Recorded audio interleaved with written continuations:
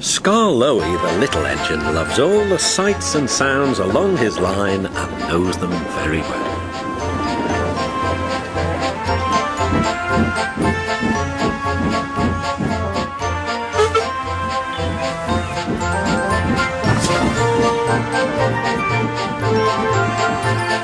One morning, soon after he returned from being mended, he was enjoying his journey more than ever before. Along the way, he met Rusty. "You know," he said, "if I couldn't see these familiar faces and places, I'd think I was on a different railway. You've done wonders with these rails." Rusty laughed. "I'm glad you're pleased. Manager said let's mend the track so well he won't know where he is. And we did. And you didn't, if you take my meaning." Scar Lowy liked this hard-working diesel. "There's still one bad bit," warned Rusty.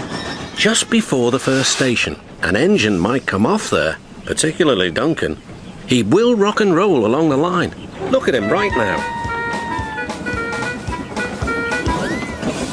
I shouldn't like his passengers hurt." "Quit about me. I'm a plain-speaking engine and I believe in plain speaking. Speak up." Rusty warned Duncan about the bad bit of line. "Huh," grunted Duncan. "I know my way about. I don't need smelly diesels to tell me what to do." Rusty felt hurt. Duncan banged about the yard. Then he clattered crossly to the station.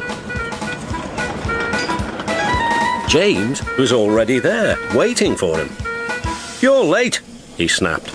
"Oh no," said Duncan. "It's that smelly diesel's fault. Rusty tries to teach me how to stay on the rails and then goes off leaving me to find my own coaches." "You poor engine," sympathised James. "I know all about diesels. One crept into our yard and ordered us about. I soon sent him packing." Duncan was filled with admiration. He didn't know that James was boastful and sometimes didn't tell the truth. "Send Rusty packing, send Rusty packing," snorted Duncan. He climbed the hill furiously. "Well done, boy. Keep it up," encouraged his driver. Soon they were near the first station. Duncan was pleased. Nothing's happened, silly old diesel. Clever me."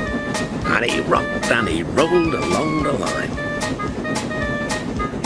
"Steady, boy," checked his driver, but it was too late. "Sleepers and ballast. I'm off." And he was. "I warned him," said Rusty, "but all he did was call me names." The little diesel refused to move. "I'm ashamed of you, Rusty," said Scar Lowy. "Think of the passengers. What are they going to do?"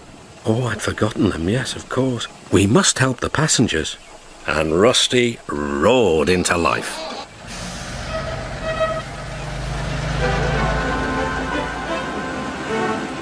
Duncan stood sad and solitary. He couldn't rock and roll now.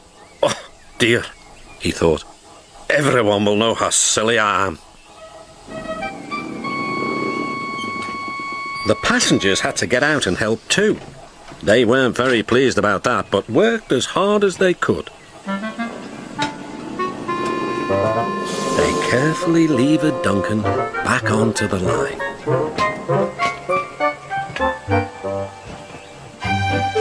After that, Duncan was extra careful all day.